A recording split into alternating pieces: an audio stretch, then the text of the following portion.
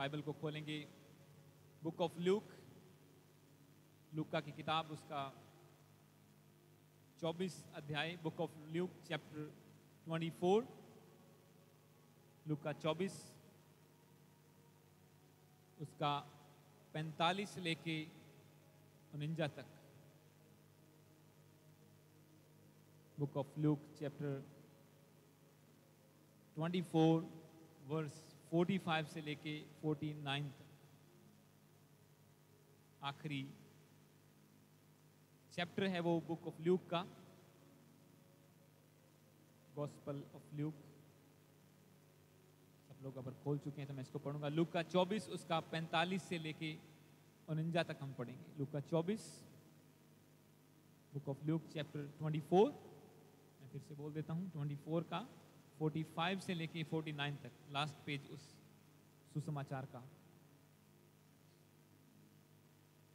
Hallelujah. तो हम उसी वचन को कंटिन्यू करेंगे आज तीसरे और फाइनल पार्ट में, अभिषेक, परमेश्वर का मस्सा, उसकी सामर्थ। आपने सुना पिछले कुछ, कट करो इधर इफेक्ट थोड़ा, आपने सुना पहले 2 पार्ट्स में कि अभिषेक हमारे लिए क्यों जरूरी है, क्योंकि हम एक फाइट में हैं। मैंने आपको पिछले संडे बताया था कि एक क्रिश्चियन बंदा एक फाइट में होता है, एक लड़ाई में होता है।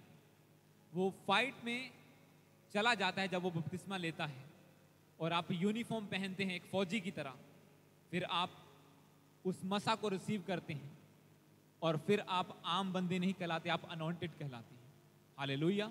तो अभिषेक क्यों जरूरी है हमारे लिए एक फाइट को लड़ने के लिए, क्योंकि हमारी लड़ाई आत्मिक है और उसके लड़ने के लिए हमें मसा चाहिए, अभिषेक चाहिए। और दूसरे में मैंने आपको जो बताया था कि आप कैसे उसका जो मस्सा है उसका एक मूल्य है, उसका एक प्राइस है, उसका एक प्राइस पे करना होता है आपको। और आपको मैंने बताया सुलेमान ने कैसे एक प्राइस को पे किया और लोगों ने, अलग अलग लोगों ने कैसे मूल्य चुकाया और वो अभिषेक उनकी जिंदगी में आया और वो काम कर पाए जो इम्पॉसिबल थे, जो अनहोने थे काम। परमेश्वर के घर को बनाना, उसके भवन को बनाना इम्पॉसिबल था। बड़े बड़े लोग, राजा दाऊद को भी प्रभु ने कहा तू नहीं बना सकता, तेरी संतान बनाएगी, क्योंकि उसे परमेश्वर ने स्पेशल अनॉइंटिंग दी थी। हर एक बंदे की अलग अलग अनॉइंटिंग है। राजा दाऊद की अनॉइंटिंग थी लड़ाइयों को लड़ने के लिए, जीतने के लिए, गोलियत को मारने के लिए, इजराइल का राजा बनने के लिए। और जो सुलेमान था उसकी अनॉइंटिंग थी परमेश्वर की महिमा और बढ़ाने के लिए, सबसे अमीर बना वो। वचन में लिखा कि सोना और चांदी उसके राज्य में पत्थरों और लकड़ी के समान था। इतनी वैल्यू रह गई थी उसकी, इतना ज्यादा हो गया था उसके पास। जब क्वांटिटी बढ़ जाती है तो वैल्यू घट जाती है। इतनी क्वांटिटी उसके राज्य में बढ़ गई थी कि वो पत्थरों और लकड़ियों के समान हो गया था उसका वैल्यू, जो सोना और चांदी थी। ये अलग तरह की अनॉइंटिंग थी, क्योंकि जब उसने बलिदान किया तो वचन में लिखा कि इतना बलिदान किया, इतने भेड़ बकरियां जो उस टाइम करते थे कि वो गिनती के बाहर थे, अनकाउंटेबल सैक्रिफाइस किया उसने, एक प्राइस पे किया और उसका रिजल्ट मिला। परमेश्वर ने स्वप्न में उसे दर्शन दिया, उसे अनॉइंट किया। तो पहले पार्ट में आपने सुना कि हमें अनॉइंटिंग चाहिए आत्मिक लड़ाई को लड़ने के लिए। दूसरे में अनॉइंटिंग का एक मूल्य है, उसका एक प्राइस है जिसे आप पे करते हैं प्रार्थना के द्वारा, रोजे रख के आप फास्टिंग में जाते हैं, आप प्रार्थना करते हैं, नाइट फास्टिंग, नाइट प्रेयर करते हैं, चर्च में आते हैं रेगुलर, अलग अलग मूल्य चुका के आप एक स्पेशल अनॉइंटिंग को रिसीव करते हैं। क्योंकि सैल्वेशन फ्री है, उद्धार यीशु मसीह पर विश्वास करने से, पापों की क्षमा मांगने से आपको मिल जाता है, एक 5 मिनट की प्रार्थना से। पर मसा लेने के लिए 5 साल लग सकते हैं, 50 साल भी लग सकते हैं, डिपेंड करता है आप कितना मूल्य कैसे चुकाते हैं। हालेलुया। अगर वो सुलेमान भी अगर हाथ को घूंट के रखता कि नहीं, थोड़ा सा चलो, एक बकरी, एक इतना बोला है परमेश्वर ने, इतना कर देता हूं, चलो एक ज्यादा कर देता हूं, पर बाइबल में लिखा उसने हजारों बलिदान किए। इतना सोना जितना भी था सब कुछ दाऊद का था, सब कुछ उसने दे दिया परमेश्वर के भवन के लिए, सारा कुछ। और वो ऐसी स्पेशल अनॉइंटिंग को रिसीव कर पाया कि दुनिया के शोर तक के राजा रानियां उसे देखने के लिए आते थे। और आज हम उसको कंटिन्यू करेंगे अगले पार्ट में, अनॉइंटिंग द सरपासिंग पावर, जो ऐसी सामर्थ है, जो परमेश्वर की ऐसी सामर्थ है जो हर एक काम आपकी जिंदगी में पॉसिबल कर सकती है। मैं इस वचन को पढ़ूंगा आज के वचन में। आगे बढ़ने से पहले तो हम शुरू करेंगे आज के वचन को लूका की किताब उसका 24 अध्याय उसकी 45 से लेके 49 तक मैं पढ़ूंगा। इसमें लिखा, जब तब उसने पवित्र शास्त्र बूझने के लिए उनकी समझ खोल दी और उनसे कहा, यूं लिखा है कि मसीह दुख उठाएगा और तीसरे दिन मरे हुओं में से जी उठेगा और यरूशलेम से लेकर सब जातियों में मन फिराव का और पापों के क्षमा का प्रचार उसी के नाम से किया जाएगा। तुम इन सब बातों के गवाह हो। और देखो, जिसकी प्रतिज्ञा मेरे पिता ने की है, मैं उसको तुम पर उतारूंगा। इस वचन को ध्यान से आपने सुना है। देखो, जिसकी प्रतिज्ञा मेरे पिता ने की है, उसको मैं तुम पर उतारूंगा और जब तक स्वर्ग से सामर्थ ना पाओ तब तक तुम इसी नगर में ठहरे रहो। मैं इंग्लिश में पढ़ूंगा 49 को। इसमें लिखा, and behold I am sending the promise of my father upon you, but stay in the city until you are clothed with power from high। तो परमेश्वर ने कहा कि तुम मेरे गवाह होगे। 48 में लिखा, तुम इन सब बातों के गवाह हो, मतलब तुम, और मैं 47 को भी पढ़ूंगा दोबारा। इसमें लिखा, और यरूशलेम से लेकर सब जातियों में मन फिराव का और पापों की क्षमा का प्रचार उसी के नाम से किया जाएगा। मतलब यीशु मसीह अब इंस्ट्रक्शंस दे रहे हैं स्वर्ग में उठाए जाने से पहले। आपको इस वचन को ध्यान से सुना होगा। हम फाइनल पार्ट में हैं। एक अद्भुत रेवलेशन है परमेश्वर की इसमें। प्रभु ने कहा कि तुम्हारी लड़ाई, तुम एक फाइट में हो। तुम्हारा मल्ल युद्ध, तुम्हारी लड़ाई, तुम्हारी फाइट अंधकार की शक्तियों के साथ है, जिसे तुम शरीर में होकर लड़ नहीं सकते। इंजेक्शन दुष्ट आत्मा को नहीं निकाल सकता, कोई सर्जरी दुष्ट आत्मा को नहीं निकाल सकती, जादू टोने को के प्रभाव को कोई खत्म नहीं कर सकता। इसीलिए प्रभु ने कहा कि तुम्हारी फाइट, क्योंकि तुम्हारा दुश्मन 24 घंटे काम करता है, वो जागता रहता है। जैसे परमेश्वर कभी नहीं सोता, शैतान भी नहीं सोता, वो 24 घंटे काम करता है उसके लोगों के अगेंस्ट, विरोध में। इसीलिए प्रभु ने कहा कि तुम एक फाइट में हो और तुम्हारी लड़ाई अंधकार की शक्तियों के साथ है और लड़ाई लड़ने के लिए तुम्हें सामर्थ्य चाहिए। अब प्रभु ने कहा कि तुम खुद तो बच गए हो। जैसे चेले थे, वो प्रभु के साथ रहे, वो प्रभु को जान गए, उसकी रोशनी को देखा, उसके वचन को सुना, उसके उद्धार को प्राप्त किया। प्रभु ने कहा अब तुम सब जातियों में मन फिराव का प्रचार करोगे। एक और, अगर जब प्रभु यीशु मसीह स्वर्ग पर उठाए जाने वाले थे तो एक और अगर बुक को हम पढ़ें, उसमें लिखा हुआ है कि जाओ और सब जातियों को चेला बनाओ, मन फिराव का प्रचार करो, उन्हें हील करो, उन्हें चंगा करो। इस तरह से परमेश्वर ने इंस्ट्रक्शंस दी स्वर्ग में जाने से पहले अपने चेलों को। पर प्रभु ने साथ में एक बात की, उसने कहा कि हाँ, तुमने मेरे कामों को देखा है, तुम गवाही दे सकते हो जाके कि यीशु मसीह मुर्दों में से जी उठा है, यीशु मसीह ने लंगड़े चलाए, उसने कोढ़ियों को शुद्ध किया। ये सब काम प्रभु ने किए। आप जाके दूसरों को वचन सुना सकते हो। आप बोल सकते हैं बाइबल में ये लिखा हुआ है, देखो बाइबल कहती है यीशु मसीह मुर्दों में से जी उठा, बाइबल कहती है कि उसके नाम से लंगड़े चलते हैं। पर वचन कहता है कि दुनिया ढीठ है, वो चिन्ह मांगती है। वो आप प्रूव कैसे करोगे वचन सच्चा है? आप लेके जाओगे बाइबल, ये देखो भाई साड़ी बाइबल से लिखे आया यीशु मसीह ने ऐसे ऐसे काम किए। अच्छा, अगले के पास भी अपनी धार्मिक पुस्तक है, वो कहता है हाँ मेरे ने भी ये किए हैं। तीसरा बोलेगा हाँ इसमें भी लिखा है, मेरे ने भी, मेरे गुरु ने भी ये काम किए हैं। तो डिफरेंस क्या हुआ फिर? उसके पास भी पवित्र शास्त्र है, तुम्हारे पास भी पवित्र शास्त्र है। उसका भी एक गुरु है, तुम्हारा भी एक गुरु है। उसका भी एक देवता है, तुम्हारा भी है। उसने भी बड़े काम किए, आपके ने भी किए।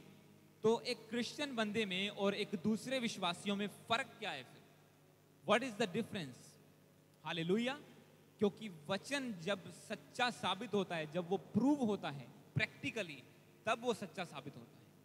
जब तक वो लिखा हुआ है, वो सिर्फ एक कागज और स्याही के बिना और कुछ भी नहीं है। ये बाइबल भी बिना कागज और स्याही के कुछ भी नहीं है। जब तक ये एक की जिंदगी में जीवित ना बन जाए, किसी की लाइफ को ट्रांसफॉर्म ना कर दे, किसी को सामर्थ्य ना बना दे। पर वो होगा कैसे? प्रभु ने कहा, 49 को मैं दोबारा पढ़ूंगा, 49 को।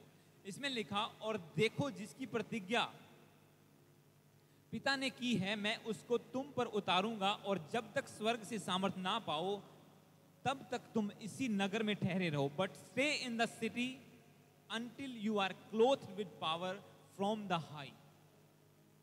जब तक तुम सामर्थ ना पालो, जब तक तुम स्वर्ग से सामर्थ ना पालो। प्रभु ने कहा कि मैं तुम्हें प्रचार करना मैंने सिखाया, सारी बातें सिखाई है, तुम गवाह हो, तुम्हें दूसरों को गवाही देनी है, तुम्हें रूहें बचानी है, पर ये इम्पॉसिबल है जब तक सामर्थ, पवित्र आत्मा की हजूरी, उसकी अनॉइंटिंग तुम्हारे ऊपर नहीं आती। आप सोचो, प्रभु के चेले जो 3.5 साल प्रभु के साथ रहे, मिरेकल्स को देखा, वचनों को सुना, यीशु मसीह को छुआ अपने हाथों से, उसके साथ खाना खाया, उसके साथ घूमे फिरे, उन्हें भी प्रभु ने कहा कि तुम भी प्रचार नहीं कर सकते जब तक तुम्हें पावर नहीं मिलती ऊपर से, जब तक तुम मसा नहीं होते पवित्र आत्मा से, वो सामर्थ नहीं उतरती स्वर्ग से। ये इम्पॉसिबल है तुम्हारे लिए कि तुम ये प्रूव कर पाओ कि जो मैंने तुम्हें सिखाया वो सच है। और आज एक क्रिश्चियन बंदा बाइबल पढ़ के सोचता है कि हाँ, मेरे घर वाले बदल जाएंगे, मैं उनको बताऊंगा देखो ऐसे लिखा हुआ है, प्रभु यीशु मसीह ऐसे काम करता है और वो बदल जाएंगे। पर वचन कहता है इम्पॉसिबल है ऐसा। वो मुश्किल हो सकता है किसी के ऊपर प्रभु का अनुग्रह हो, वो वचन को सुन ले और बदल जाए और प्रभु के पास आ जाए। पर 99.9% लोग ऐसे होते हैं जो जब तक सामर्थ को ना देखें विश्वास नहीं करते प्रभु के ऊपर। जब तक वो मिरेकल ना देखें तो उनका हल क्या है फिर? प्रभु ने चेलों को यही बताया, बोला कि तुम जातियों में जाके प्रचार तो करोगे, पर बिना अनॉइंटिंग के तुम कुछ भी नहीं, बिना मसा के तुम कुछ भी नहीं हो। जैसे वो दूसरा इंसान है वैसे तुम हो, जैसे वो अपने परमेश्वर की सेवा करता है वैसे तुम कर रहे हो। क्योंकि वचन ये कहता है, faith is dead without actions, कर्मों के बिना विश्वास अधूरा है। प्रभु पर जब विश्वास आप करते हो, आपको कर्म करने पड़ते हैं, आपको उठ के चर्च आना पड़ता है, आपको टाइथिंग देनी पड़ती है, आपको प्रार्थना करनी पड़ती है, आपको बाइबल पढ़नी पड़ती है, क्योंकि बिना कर्मों के प्रभु कहता है विश्वास अधूरा है। उसी तरह से बिना सामर्थ के प्रचार अधूरा है। बिना अनॉइंटिंग के ये वचन प्रीच करना, मैसेज देना, ये अधूरा है, इनकम्प्लीट है। इसीलिए प्रभु ने कहा, wait until you receive the power. जब तक तुम स्वर्ग से सामर्थ ना पालो, ठहरे रहो इसी सिटी में, प्रार्थना करते रहो, वेट करो। जब पावर आएगी तब तुम्हारे शब्द मसा होंगे। और ऐसा ही हुआ बाइबल में, ऐसा ही वचन में हुआ। जब चेले बाहर जाते थे प्रचार करने के लिए, लोग उन्हें पकड़ते थे, पीटते थे, मारते थे, जेल में डाल देते थे, कभी कुछ, और उन्हें भागना पड़ता था, फिर से अपने वो सीक्रेट रूम में चले जाते थे। पर एक दिन टाइम आया, परमेश्वर ने उनकी प्रार्थना का उत्तर दिया। प्रभु ने कहा कि जो प्रॉमिस तुम्हें किया गया मैं उसे उतारूंगा स्वर्ग से, और तुम सामर्थ पाओगे, तब तुम पृथ्वी की शोर तक मेरे गवाह हो। उन्होंने ट्राई किया उससे पहले प्रचार करना। आपको पता है, अगर आप वचन को पढ़ो तो, बुक ऑफ एक्ट्स, प्रेरितों के काम को जब आप पढ़ते हैं, उन्होंने ट्राई किया, वो गए, पर उन्होंने मार खाई, उन्हें पीटा तो बाद में भी गया, पर वो इफेक्टिव नहीं था प्रचार उनका। उसका कोई भी असर नहीं हो रहा था समाज के ऊपर, शास्त्रियों के ऊपर, जनता के ऊपर, जितने उतने लोग थे, इजरायली थे, किसी के ऊपर कोई असर नहीं हो रहा था। इवन प्रभु यीशु मसीह जब खुद भी प्रचार कर रहे थे, जितने लोग मिरेकल देखते थे, सामर्थ को देखते थे, वो विश्वास करते थे, पर जितने लोग अड़ब थे वो नहीं माने। और चेलों ने प्रचार करने की कोशिश की, पर वो नहीं हुआ। फिर उन्होंने डिसीजन बनाया कि हम प्रार्थना करेंगे, जो प्रभु ने वायदा किया था हम उस सामर्थ को प्राप्त करेंगे और उसके बाद जाएंगे। और जिस दिन पवित्र आत्मा उतरा, पेंतीकोस्त का दिन था उस दिन, और उसी दिन क्या हुआ, जब पवित्र आत्मा उतरा, सामर्थ आई, वो बोले चलो फिर आज प्रचार करने जाते हैं। और जब गए, लंगड़ा चला, और वहां पे हजारों लोग थे क्योंकि मेला लगा हुआ था। वो देख के बोले कि ये कौन कर सकता है? तब उन्होंने बोला कि हम नहीं, यीशु मसीह है जिसने ये किया है। ये प्रूव है कि वो जी उठा है। तुम लोग नहीं मानते कि हाँ वो बोलते थे कि यीशु मसीह मुर्दों में जी उठा, बोले तुम झूठ बोलते हो, तुमने उसकी लाश को चोरी करके इधर उधर रख दिया, बोलते हो हमारा यीशु जी उठा है।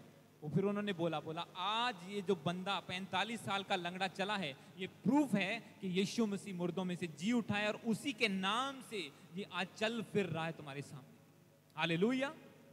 क्योंकि परमेश्वर कहता है वेट करो जब तक मसाना। इसीलिए आप मोस्टली अनॉइंटेड जो मैन ऑफ गॉड हैं, इवन मेरे स्पिरिचुअल फादर पास्टर संधू जी, उनकी जब आप टेस्टिमनी सुनते, वो कहते हमने 1-1 साल 2-2 साल सिर्फ रूम में प्रार्थना करते थे, मसा को रिसीव करते रहे। एक दिन प्रभु ने बोला चलो सेवकाई शुरू करो, और ऐसा ही हमारे साथ हुआ। हम अपने घर में ढोलकी लेके बस वर्शिप करते थे, मसा उतरता था, हमें पता था सामर्थ आ रही है, फिर एक दिन बोला प्रभु ने, चलो सेवकाई शुरू करो। क्योंकि परमेश्वर कहता है वेट करो। और यही सबसे बड़ी प्रॉब्लम है, एक क्रिश्चियन बंदा वेट नहीं करना चाहता। वो कहता है आज चर्च आया हूं, कल मेरा जॉब बदल जाए, परसों मेरा बिजनेस खुल जाए, तीसरे दिन मेरे घर में सारी चीजें बदल जाएं, बस मेरे पास इतना ही टाइम है। पर प्रभु कहता है वेट करो, मैं तुम्हें अनॉइंट करना चाहता हूं। तुम्हें सिर्फ अपनी फिक्र है, पर प्रभु चाहता है कि तुम दूसरों को भी बचाने वाले बनो। पवित्र आत्मा क्यों देता है वो मैंने आपको पहले भी बताया, सिर्फ इसलिए नहीं कि तुम उद्धार पाओ, घर में बैठ जाओ, बस पवित्र आत्मा मिल गया है, अब मेरा सारा कुछ सॉल्व हो गया, अब मुझे कोई परवाह नहीं है। पर प्रभु कहता है कि वेट करो, मैं तुम्हें अनॉइंट करूं, क्योंकि ताकि तुम ही ना बचो, तुम्हारा घराना, तुम्हारा नगर, तुम्हारा देश, हर एक चीज बचाई जाए। पर क्रिश्चियन मोस्टली सेंटर फोकस रहते हैं। मैं आज आपको एक टेस्टिमनी दिखा तो नहीं सकता, पर सुनाऊंगा उसको।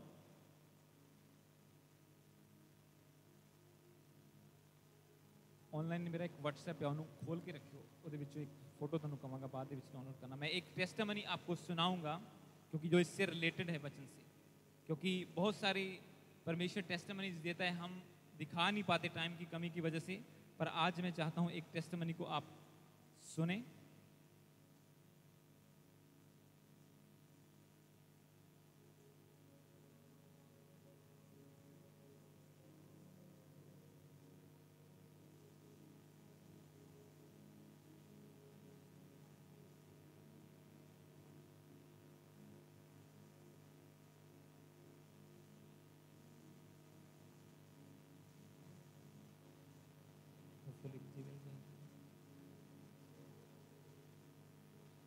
वीडियोस कटो पुराने एक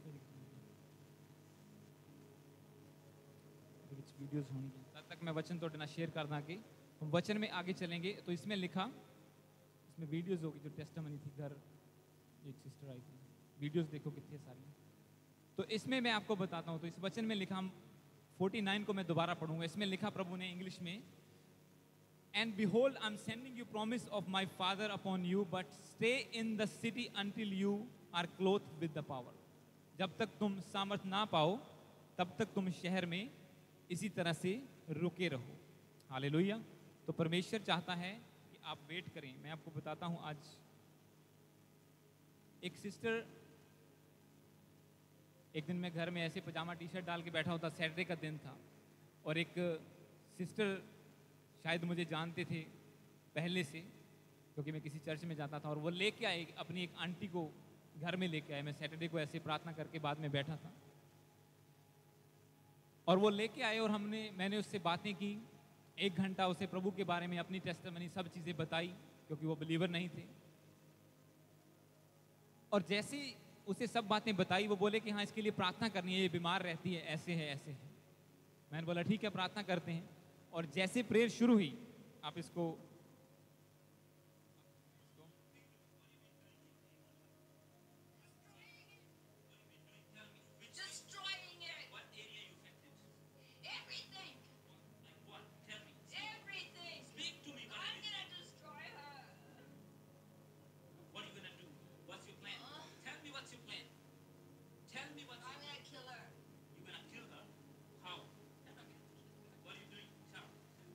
थोड़ा सा आपको सुनाया। ये क्या है कि दुष्ट आत्मा जाहिर हुई उसके पीछे, और जो सिस्टर उसको घर में लेके आई थी, आप बिलीव नहीं करोगे, वो कई सालों से एक किसी चर्च में जाती थी, जहाँ हम लोग सिर्फ घर में मीटिंग करते थे और घर में प्रार्थना करते थे और घर में ही परमेश्वर का अभिषेक रिसीव करते थे। पर एक टाइम, एक लेवल बना दिया परमेश्वर, और ये जैसे ही इसके ऊपर प्रार्थना हुई, इसके अंदर दुष्ट आत्मा था, और जैसे ही वो चीखने लगी, आपने सुना थोड़ा सा कि तेरा प्लान क्या है।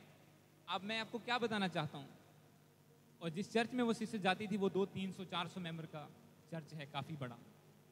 पर एक बंदा घर में लेके आ रहे हैं, रीज़न क्या, डिफरेंस क्या है? वो अभिषेक का डिफरेंस है। जहाँ पे मस्सा है, क्योंकि वचन कहता है मस्सा बंधनों को तोड़ता है, वो चाहे घर में क्यों ना हो। क्योंकि चर्च जब हम चलाते हैं बिना अभिषेक के, मैंने आपको बताया कि बिना अभिषेक के, बिना मैनिफेस्टेशन ऑफ पावर के, परमेश्वर का वचन जब हम प्रीच करते हैं, वो इनकम्प्लीट होता है। वो शायद किसी की लाइफ में काम कर जाए, पर जब वो एक पावर के साथ होता है, एक सामर्थ के साथ होता है, तो तो वो डेफिनेटली वचन कहता है कि वो काम किए बिना वापस नहीं आता है। वो डेफिनेटली काम करेगा ही करेगा। एक फोटो मैंने डालनी थी, मैं भूल गया, ऑनलाइन लोग नहीं देख सकते, मैं आपको एक्सप्लेन करता हूं। जब एक बुलेट होता है, उससे पहले एक वचन को पढ़ेंगे। ये वचन निकालो, दूसरा कुरिन्थिया, 2 Corinthians चैप्टर 10 वर्स 3 से लेके 5 तक। दूसरा कुरिन्थिया। अब आपको ये पाठ वचन का बड़े ध्यान से सुनना है। आपको इसमें दूसरा कुरिन्थिया 10 उसका 3 से लेके 5 तक।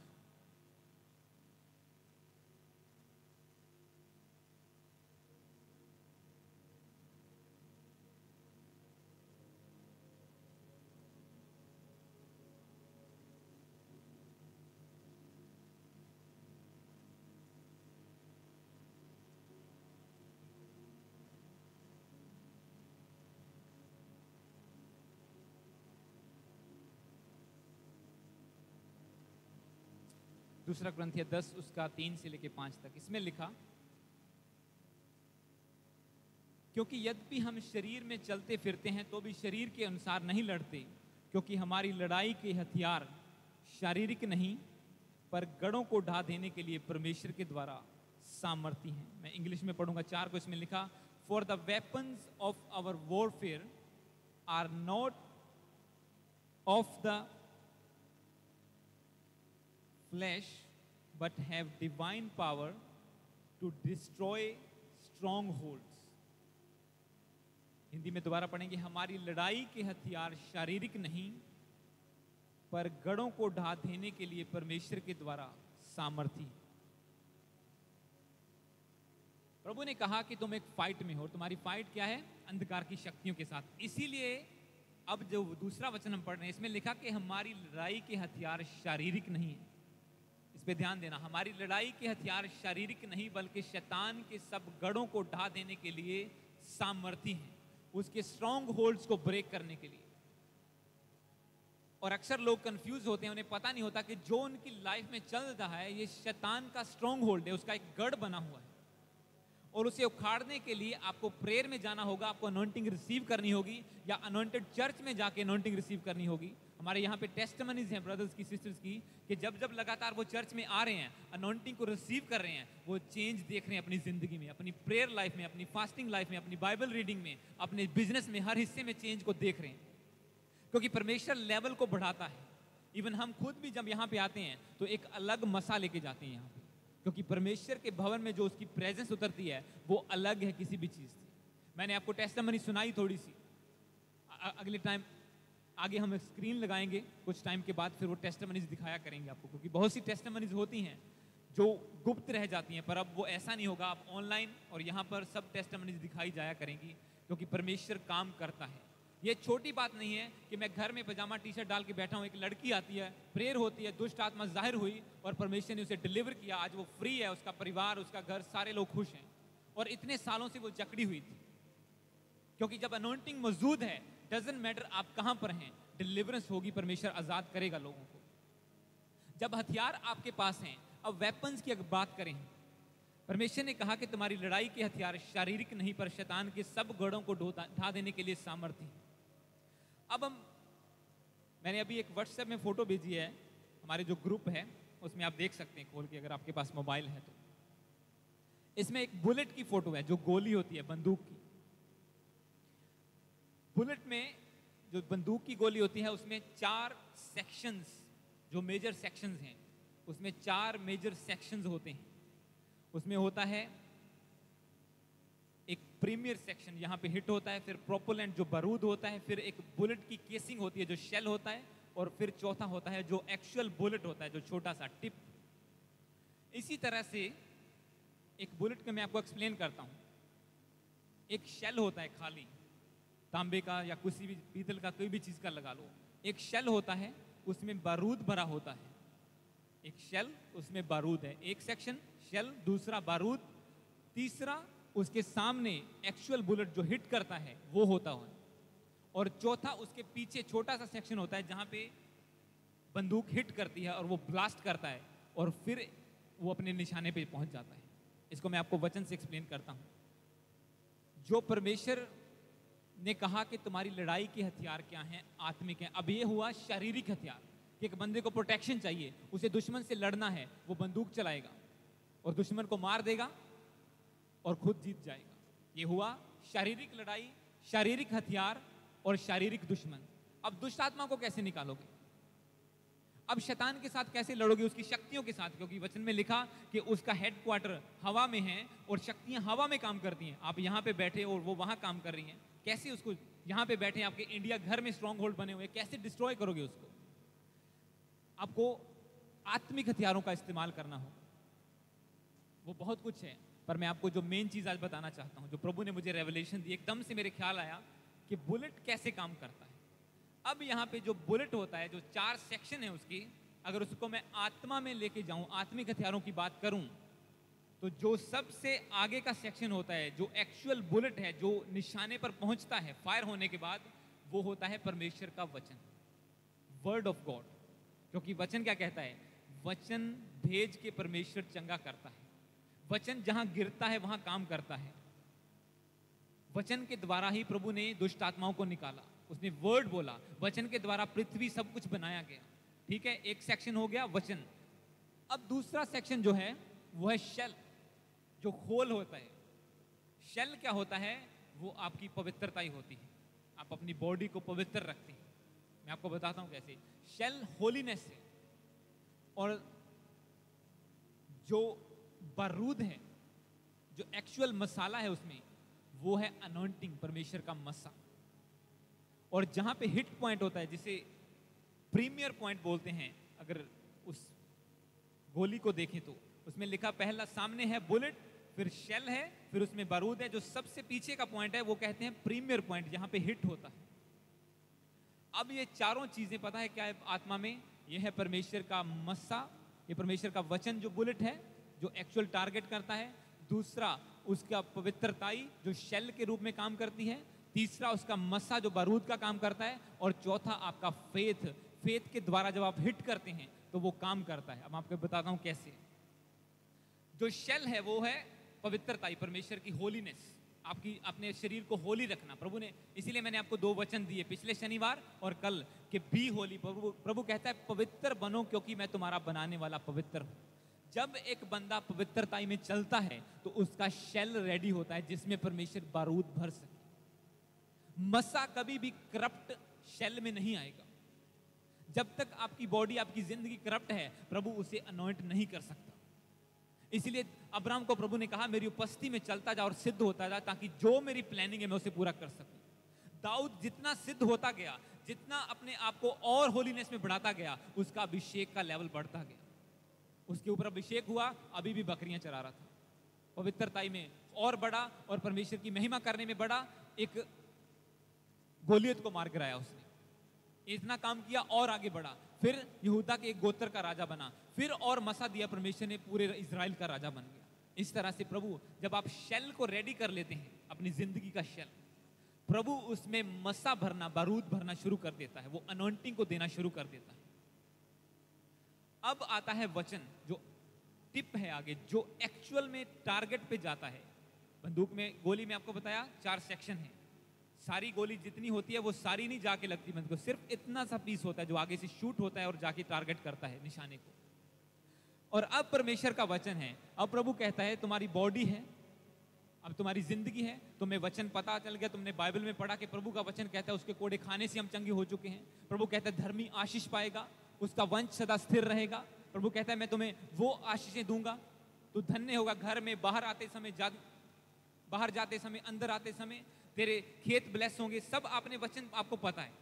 अब आपने वचन का इस्तेमाल करना शुरू कर दिया। हाँ, मुझे पता है ये वचन जहां जाएगा, मुझे फाइनेंस की कमी है, मुझे बोना है। प्रभु कहता है जितना तू बोएगा काटेगा। अच्छा, बीमारी है, प्रभु का वचन कहता है उसके कोड़े खाने से मैं चंगा हो चुका हूं। मैं वचन को इस्तेमाल करता हूं।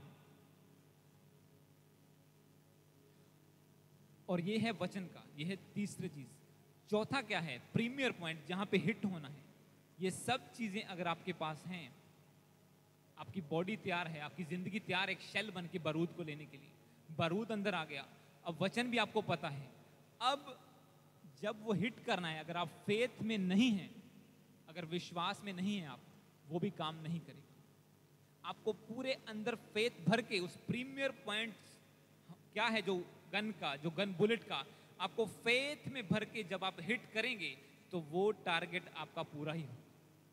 आप सोचो अगर शेल भी है, जो आज मैं जिसके ऊपर टारगेट कर रहा हूं, मस्सा के ऊपर, अनॉइंटिंग के ऊपर, आप सोचो एक गोली में शेल है, उसमें आगे जो बुलेट है वो भी लगा हुआ है, पीछे भी प्रीमियर पॉइंट लगा हुआ है, अगर अंदर बारूद नहीं है क्या वो काम करेगी? वो नहीं काम करेगी। आपके पास वचन है, आप पवित्रता में चल रहे हैं, आपके अंदर विश्वास भी है कि प्रभु एक दिन करेगा, सब कुछ पूरा हो जाएगा, और जब तक मस्सा नहीं है वो बुलेट वहां से ना निकलेगा, ना टारगेट करेगा, ना आपका निशाना पूरा होगा। क्योंकि जब बारूद है वो जो फटता है तब वो बुलेट शूट होता है और तब वो निशाने पे जाके लगता है और आपकी विक्ट्री होती है वहां पर। वचन बिना अनॉइंटिंग के, बिना अभिषेक के आप जितना मर्जी बोली जाओ वो पूरा नहीं करेगा। मैंने आपको गवाही दी, मैं लोगों को बताता था यार नशे ना करो, की फायदा, क्यों तुम अपनी जिंदगी बर्बाद करो? कोई नहीं पाजी चलता काम, अच्छा सब कुछ हो रहा है। पर जैसे अभिषेक में बड़े, 1 साल प्रभु के साथ बिताया, उन्हीं लोगों से जब बात की उन्होंने तौबा की, आज नशे से फ्री होके बैठे। क्यों? जब वचन पहले भी बोलते थे, वचन पहले भी बोलते थे कि हाँ प्रभु ऐसा हो, ये लोग बचाए जाएं, पर वो काम नहीं करता था। क्यों? जब तक अनॉइंटिंग नहीं है, जब तक बारूद नहीं है, वो गोली नकली है। जब ऐसे होता है ना कि नकली गोलियां भी मिलती हैं बाजार में, वो सिर्फ फटाक तो कर सकता है, पर वो जो एक्चुअल बुलेट है वो टारगेट पे नहीं पहुंचेगा, वो वहीं पे फट जाएगा, गिर जाएगा। वचन आपका हिट नहीं करेगा परमेश्वर का जब तक आप उस वचन को मस्सा से भर के, विश्वास से भर के नहीं बोलते, पवित्रता से भर के नहीं बोलते। और बहुत से लोग बोलते नहीं प्रभु दे वचन से लिखा होएगा, एक दिन प्रभु करेगा। प्रभु तेरे ऊपर, प्रभु आपकी ओर देख रहा है, कब तुम पवित्रता में बढ़ो, तुम्हें मसा करे, तुम प्रार्थना में बढ़ो, रोजे रखो, तुम्हें मसा करे और तुम वो चीजें अचीव कर पाओ, वो टारगेट को हिट कर पाओ जहां पे परमेश्वर आपको पहुंचाना चाहता है। पर लोग प्रभु की ओर देख रहे हैं और प्रभु आपकी ओर देख रहा है कि हाँ कैसे, कब तक वेट करते रहोगे? इसलिए उसने कहा हे भोलो चतुराई सीखो। कब तक भोले बने रहोगे? कब तक भोलेपन में बैठे रहोगे कि हाँ रब जान दैया एक दिन सब कुछ करेगा? कब तक भोले बने रहोगे? प्रभु कहता है कि चतुराई को सीखो, क्योंकि बिना अनॉइंटिंग के आप कुछ नहीं, बिना अनॉइंटिंग के पास्टर कुछ नहीं है, विश्वासी कुछ नहीं है, बिना मस्सा के कुछ भी नहीं है। आप बाइबल जितनी मर्जी पढ़ लो, जब तक उसे प्रैक्टिकली ना अपनी जिंदगी में देखोगे आपका विश्वास नहीं बढ़ेगा। और प्रैक्टिकली कब देखोगे वचन को पूरा होता हुआ? जब वो मस्सा के साथ बोला जाएगा। अब मैं आपको एक फाइनल पॉइंट बताता हूं इसी का। अब ये चीजें हैं, आपने गोली का देख लिया, कि एक बुलेट को आपने देख लिया, उसके सेक्शंस देख लिए, ऐसे बुलेट बनता है, ऐसे काम करता है, पर वो बुलेट अकेला किसी भी काम का नहीं है, वो अपने आप नहीं चल सकता। उसे क्या चाहिए? उसे बंदूक चाहिए, उसे गन चाहिए। जब वो बंदूक में लगेगा, हिट होगा, तब ही वो सारी चीजें, वो सारा एक्शन तभी होगा, वो तभी वो प्रीमियर पॉइंट हिट होगा, तभी वो जो बारूद एक्टिवेट होगा, तभी वो शेल फटेगा, तभी वो बुलेट निकलेगा और निशाने पर लगेगा। इसी तरह से परमेश्वर का वचन, उसका मसा, उसकी पवित्रताई और उसका विश्वास, इस सब को क्या चाहिए? आपकी बॉडी चाहिए। आपकी बॉडी बंदूक का काम करती है। ये सब चीजें क्या हैं? ये प्रभु की ओर से हैं। उसने कहा तुम्हारे लड़ाई के हथियार शारीरिक नहीं आत्मिक हैं। ये परमेश्वर के वेपन्स हैं। पर वो वेपन कैसे काम करेगा? जब तक आप अपनी बॉडी को पवित्र करके बलिदान ना करोगे। कल रात आपने वचन में सुना था कि हे भाइयों, मैं परमेश्वर की दया स्मरण दिला के तुम्हें कहता हूं कि अपने शरीरों को जीवता और पवित्र बलिदान करके प्रभु के सामने अर्पण कर दो, ताकि उसकी सिद्ध इच्छा को जान लो। और कैसे आप जान पाओगे? कैसे आप काम कर पाओगे? अब ये सब चीजें प्रभु ने डिजाइन कर दी हैं। उसने वचन दे दिया है, उसके पास मसा है लोगों को देने के लिए, उसके पास पवित्रताई है लोगों को पवित्र बनाने के लिए, और उसके पास विश्वास है, जैसे यीशु मसीह का विश्वास था कि पिता मुझे मुर्दों में से जी उठाएगा, और उसने जी उठाया। वो सारी चीजें तब काम करती हैं, एक गोली तब एक्चुअल में काम करती है, एक बुलेट जब वो बंदूक में लगती है। और ये सब चीजें जब आपकी बॉडी में आती हैं, आप मन में विश्वास धरते हैं, शरीर को पवित्र रखते हैं, प्रार्थना में जाते हैं, फास्टिंग करते हैं, परमेश्वर से मसा रिसीव करते हैं, और फिर वचन को मुंह में लेके जब बोलते हैं तो तब दुष्ट आत्मा भी जाती है, बीमारी भी जाती है, सब मसले भी हल होते हैं। हालेलुया, जोर से बोलो हालेलुया, हालेलुया। ऐसे परमेश्वर आपको बनाना चाहता है, एक बुलेट की तरह शूट करने वाले। ऐसे नहीं कि वचन लिखा हुआ है, ठीक है, साड़ी बाइबल से इतना लिखा, साढ़े धार्मिक पुस्तक से ये लिखा, साढ़े धार्मिक जगह पे ये लिखा हुआ है, हमारे धार्मिक बंदे ने ये किया था, हमारे इसने ये किया था। प्रभु ने कहा कि तुम्हारी धार्मिकता उनसे बड़ी होनी चाहिए। हालेलुया, कि तुम्हारा विश्वास बड़ा होना चाहिए, ताकि तुम उन कामों को देख सको जो परमेश्वर एक्चुअल में तुम्हारे द्वारा सबको दिखाना चाहता है।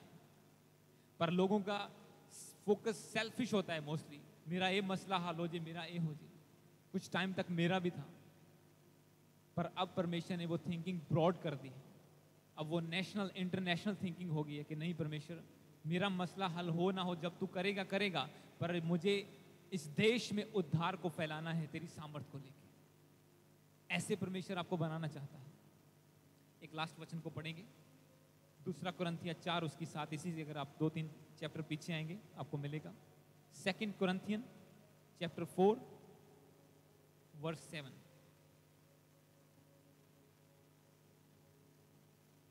2 कुरिन्थियों 4 उसकी 7, इसको पढ़ के फिर मैं फिनिश करूंगा जल्दी।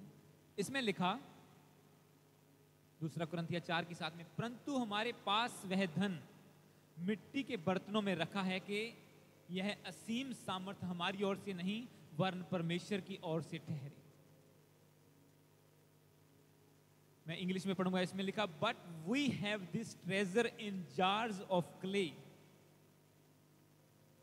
To show that the surpassing power belongs to God and not to us. यहां पे पौलुस लिखता है कि लोग मेरी ओर देखते हैं कि मैं इतने सामर्थ्य के काम कैसे करता हूं, कैसे उसके बॉडी पर रुमाल लगा के लोग चंगे हो जाते हैं, कैसे जब वो डांटता है तो दुष्ट आत्मा निकल जाती है।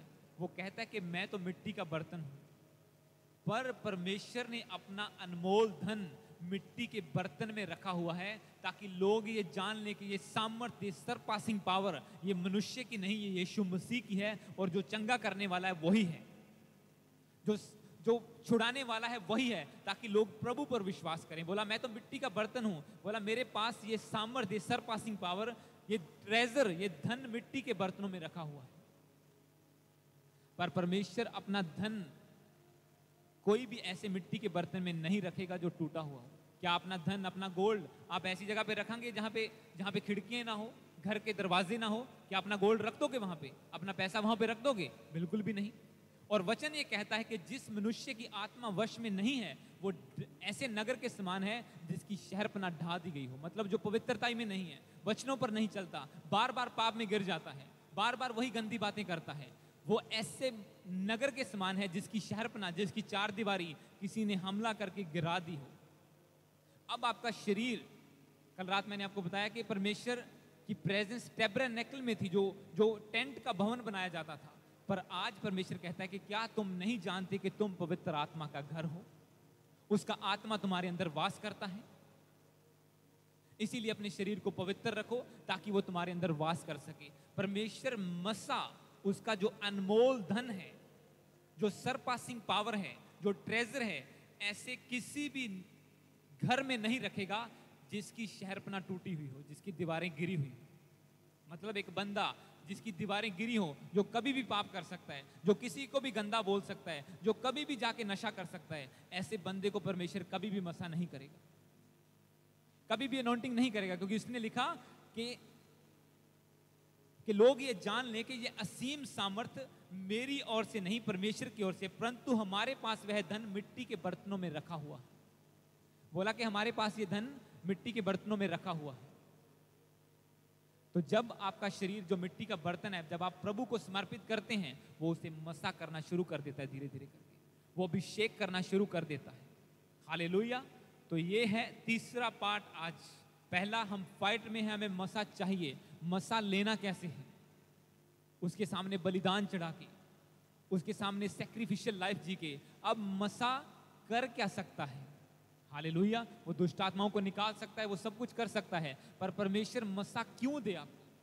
आज का जो वचन था why should God anoint you? प्रभु आपको क्यों मसा करे? क्या रीजन है? आप ही क्यों? आपका पड़ोसी क्यों नहीं? दूसरा बंदा क्यों नहीं? आपका रिश्तेदार क्यों नहीं? अगर मैं हूं आज तो मेरे 5 कजन्स हैं, 4-5 कजन्स हैं, प्रभु ने उन्हें क्यों नहीं चुना अपनी सेवा के लिए? क्यों मुझे चुना? दाऊद के 6-7 भाई थे, क्यों उनको नहीं चुना? एक के बाद एक रिजेक्ट होता गया। क्यों दाऊद? क्योंकि वो पवित्रताई में था। उसने अपने शरीर को अर्पण किया था परमेश्वर के सामने, बावजूद चैलेंजेस के, बावजूद घर से निकाले हुए के, बावजूद एक किंग, एक राजसी घराने से बिलोंग करता था और बकरियां चराता था, बावजूद इसके उसने पाप नहीं किया। और आज थोड़ा सा मौका मिले घर से बाहर जाने का, लोग जल्दी से, यंगस्टर जल्दी से नशे में गिर जाएंगे, पाप में गिर जाएंगे, व्यभिचार में गिर जाएंगे। केड़ा काराली देख दे, जो मर्जी करो, हॉस्टल में रहते हैं, घर से बाहर रहते हैं, पर परमेश्वर देखता है। घर वाले नहीं देखते, पर एक है वो देखता है, और वो वॉच करता है तुम्हें। उसकी नजरें, वचन में लिखा कि धरती पर लगी रहती हैं कि कब कोई ऐसा मिले जिसे वो अभिषेक करके इस्तेमाल कर सके। हालेलुया। तो गॉड ब्लेस यू। वचन यहां पे समाप्त।